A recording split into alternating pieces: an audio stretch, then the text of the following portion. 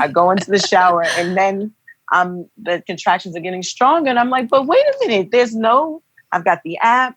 I'm tracking it. It's 10 minutes here, 30 minutes, 15 minutes, 4 minutes. I'm like, I've got time. My boyfriend opens the shower and he says, you can't hear you. But if you don't get out that shower right now, I'm taking you. And I'm like, okay, fine. So now I'm trying to get dressed. I can't do anything. I can't move. And you said when it gets to the point where you drown out everybody, when you can't hear anything, where you respond, it's time to go. Like it's go time. You're ready it's active labor. I'm like, no, I still have time.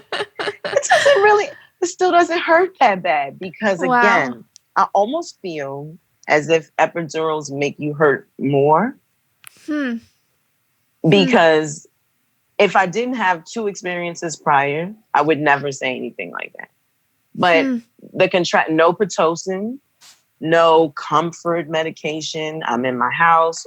The lights are low. So all of these things definitely make a difference. Yeah. I wanted to have that experience, but I wanted to plan it. And again, with COVID-19, everybody was booked. There was no midwives, no doula, nothing. So I was like, well, it's time to go. The nurse says, go to the hospital. I'm calling the doctor. He'll meet you there. Cool. I walked maybe a couple feet from my bedroom where I had been pre-laboring or getting myself ready. Yeah. And I couldn't move anymore. We have a 2-story house. I'm on the 2nd floor. So to leave, we have to go downstairs to go to the garage. And I'm at the top of the steps. Like, I can't go down the steps. That's it. This is it. I can't do it. I'm standing there. My boyfriend's like, it's going to be fine. Let me just grab the bag. Let's go. My water breaks. Oh, my goodness. So easy. Just like out of the movies, textbook style.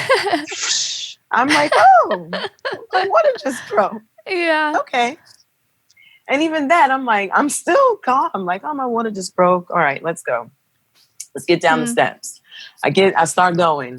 I'm like, wow, this is harder than I thought. Then I get to a point where my body just says, stop. You can't do it anymore. Just stop. So I'm at the top of the steps and I have 3 steps left before I can get to the car. And I just tell my boyfriend, we got to stop. So we're standing there on the steps. I'm holding him. I think I'm holding my breath. My eyes are closed. And I'm like, I don't know if I can do this. I don't know if I can do this. I don't know. He's like, you can do this. Come on, let's go. And I'm like, all right, when I say go, we're going to walk to the car and we're not going to stop. Yeah. He said, okay. So I'm like, all right, go. We go to the car. We get in the car. Then he says, I need to go get something. I'm like, sure, get whatever. It's intense. It's getting more intense. I'm in the backseat of my crossover SUV. Something says, hold on to the backseat. And then I hold on to the front. And I'm like, wait a minute. I have to push. My body is saying you have to push. My goodness. And so I'm like, okay, well, get into whatever push position in the backseat will look like. Let's do that. So I'm standing up and I'm kind of like hovering over the seat. So I'm grabbing the back seat, the front seat, and I just push. And I'm just like, I'm letting out this, and my boyfriend, he's like, I know it's time. He comes running down. He's like, what happened? I was like, I just pushed. And he's like, okay. He pulled out of that parking garage like it was gone in 60 seconds. I had never seen anything like it. And we literally pull out of the garage, make a left, make a right into the main road. And I say, I have to push again. Yeah. And he's like, what? Oh, no. And I'm like, I'm still standing up. I'm still in the backseat. I'm holding on. I'm like, oh my God, oh my God, oh my God. And I just pushed and I look down and I see these little eyes at me. And I'm like, the baby's out. My goodness. And he goes, what? He looks at me in the rear view and he's like, what? And I'm like, the baby's out. Now I look up and I see the middle of the road in the middle of the car. And I'm like, wait, fuck. I'm so hot. I'm sweating. Gosh. I'm like, windows down. And then I'm like, wait, baby, scoop up baby. And I've never done any of this, seen any of this. I'm not familiar with any of it. I'm with the white sheet and then the doctor lifts the baby and puts it on your chest. And then it's cute and it's a photo op. And then there's clamping and scissors. And I'm just like, all right, calm. That's what we need to do. And then I'm scooped up the baby and I'm like, then he goes, we got to close the window. I'm like, close the windows. What should we do? I don't know. Call 911. So now we call 911. And the dispatcher goes, okay, is the baby breathing? And I'm like, yes. And I look at him, he's making little spit bubbles. He hasn't necessarily cried yet, but he's made Okay. little, little sounds, but he's making little spit bubbles and his head, he's moving. And I'm like, this is insane. She's like, okay, do you have a blanket or something? I'm like, a blanket. Then I remembered my hospital bag and I'm like, okay, there's gotta be something in there. I'm leaning with the baby to grab the blanket and I'm just like, okay, I have a scarf. I wrap the baby in the scarf and I'm like, and she's like, can you pull over? And he's like, we're minutes. Mind you, we're only 5 minutes away. I know. And he's like, we're almost there. And she's like, well, where are you? We stay where we are. And she goes, okay, I'm having an emergency response come to you. And we're like, we're almost there. We're going to make it.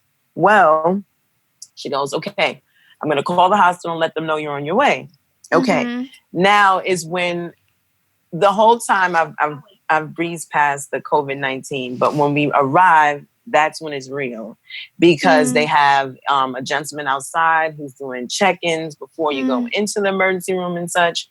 But we pull up and remember the baby's out. This is the desert, but it's 6 a.m. Yeah. So it's kind of cool. So he's got the window rolled down like this much. He's like, hey, my guy, my girlfriend just had the baby in the car. He's like, oh, baby, I'll be right back. I think he heard we're about to have a baby.